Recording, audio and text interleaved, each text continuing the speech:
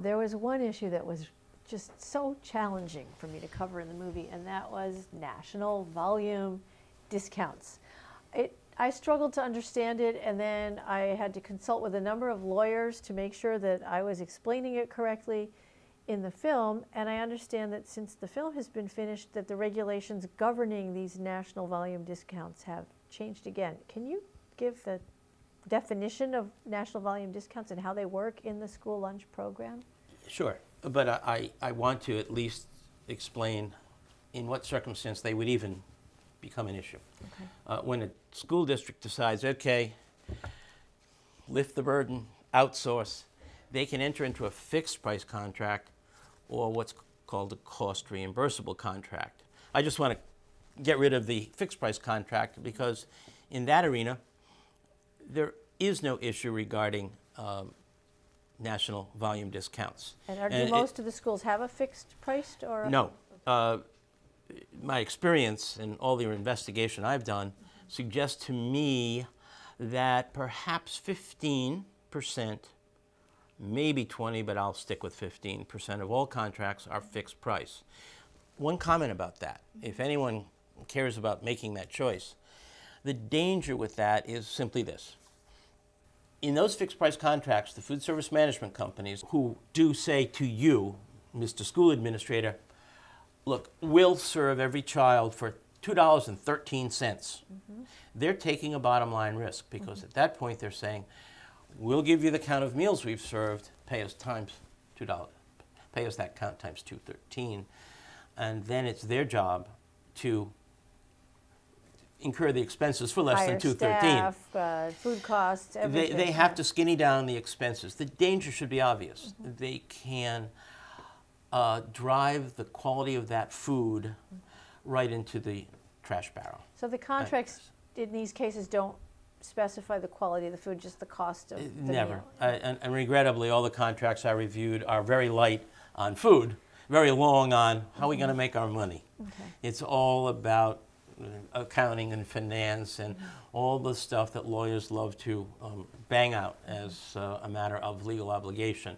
Food obligation, what the real agreements are about the quality of the food, the menu, missing, absent, very, very scant. So the danger is what I've described, and I want to get rid of it because, first of all, as you can imagine, any volume discounts that might be out there for these outside management companies would be irrelevant. They're theirs to keep because they've made a fixed price bid. Okay. This leaves us with the question of cost reimbursable contracts and these national volume discounts. Cost reimbursable contracts are kind of what they sound like. Look, we're going to go out and incur all these costs on your behalf. We're your agent. We're going to make all these purchases. And we're going to hire all these people, or if you want to keep them on your payroll, which happens sometime, keep them on your payroll. But whatever expenses we incur that are appropriate, that are proper expenses for running the nonprofit school lunch program, you must reimburse us, hence cost reimbursable, and we're also charging you a fee. We're charging you $6,000 a month. We're charging you $10,000 a month, or we're charging you for every meal we serve, 10 cents a meal, 8 cents a meal. So cost reimbursable is essentially give us back our costs and we want a fee. The danger there, before we talk about the discounts, is that you've totally given up control of the purchases. You've obligated yourself to trust that outsider to buy right, to make an intelligent purchase, put aside the quality of food issues, where hopefully there would be no lid on quality because since you're duty-bound to reimburse, hopefully the outsider would have a mind to better quality, might spend a few extra dollars to get it, but at least there was no lid on quality, unlike in the fixed price Nothing prohibiting contract. them from doing that. Exactly. So they're free to do a good job. In the fixed price contract, they're almost not free to do a good job. So that doesn't work, in my view. So cost reimbursable is the way to go. Here's what happened. When, as I understand the history, and I don't have a date for you, when food service management companies realized this was quite an opportunity to feed an awful lot of mouths, because that's really what they do, they feed a lot of mouths in big institutional settings, they went to schools and said, do you realize what kind of buying power we have? You're buying this food at prices that we can beat big time. Because we get a lot of rebates, national volume discounts, because we deal nationally with huge food manufacturers who give us rebates. That was their way of demonstrating to those districts, because at one time there were 100% self-operated districts. There was no such thing as this outside management opportunity. And so they would sell their service on the basis of, we can bring your costs down dramatically. As a result, here's our management fee. Notice one other thing. This is really important. By being obliged to reimburse costs and pay a fee to the outsider has a risk-free activity. He can't lose money. He's entitled to his costs, and he's also going to get his fee. It's a dream. It's really the best of all possible worlds in business.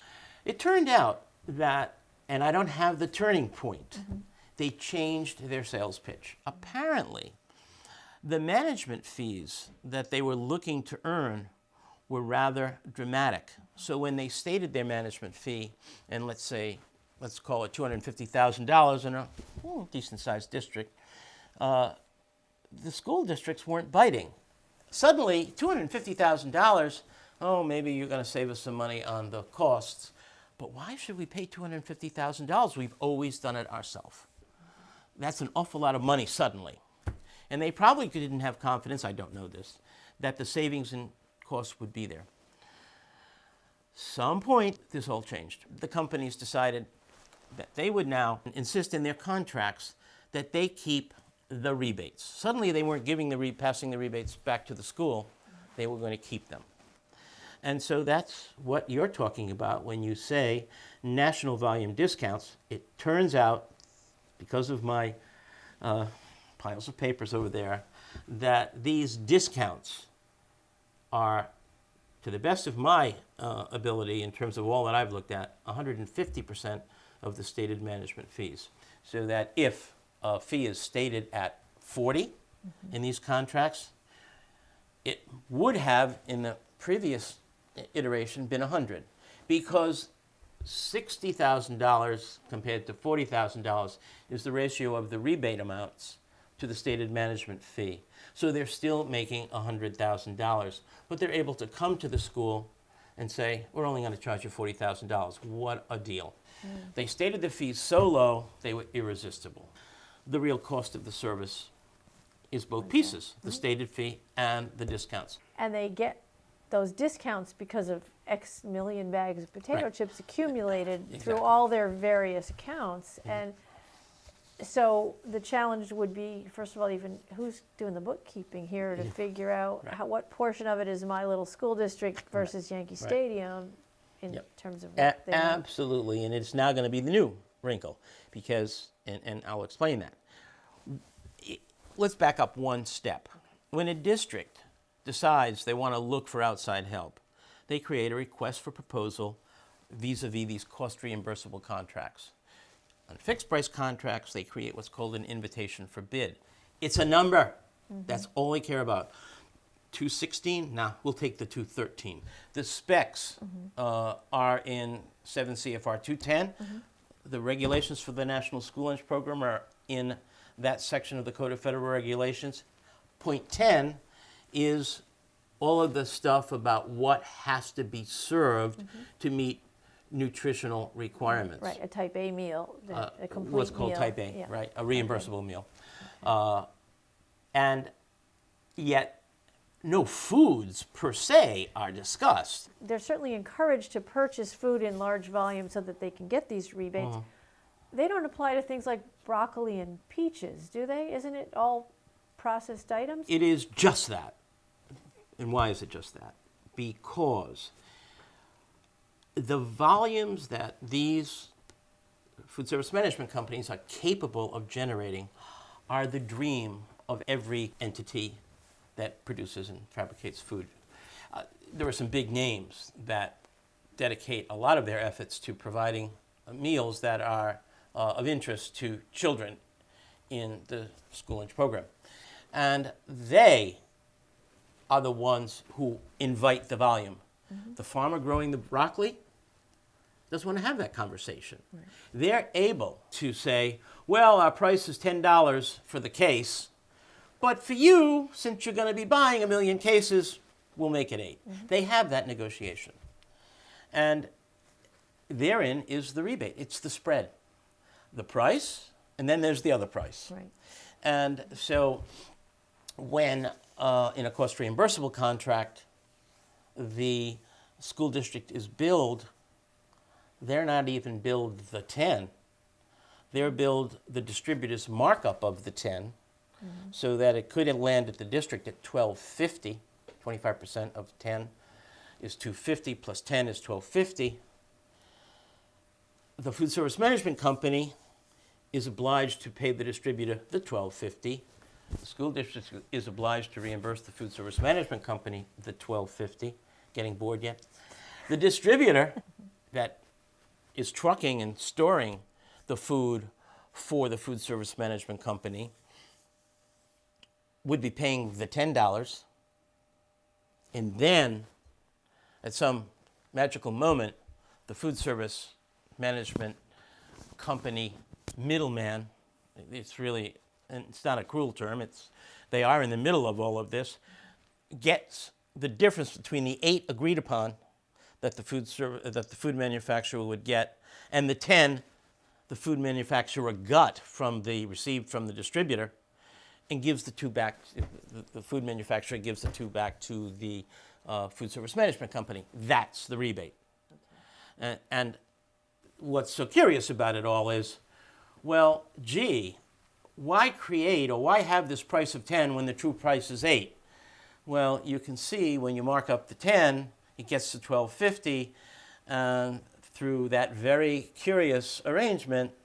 Rather than the thing being billed to the distributor at 8, Directly. it preserves the spread, the 10 and the 8. It preserves it. This is what goes on in the food business. And the discount, in this case, that $2, obviously has resulted in the end user paying the $2. It cost them $2 more. No question about it. And maybe they can blame it on the kids because the kids have such narrow tastes, and the kids have been so indoctrinated with junk food, and they've been bombarded with, dollar Happy Meals or whatever they are. It's what they do. And as you said, the educators don't stop and look to see that, oh dear, it's not a very good education. That's tragic.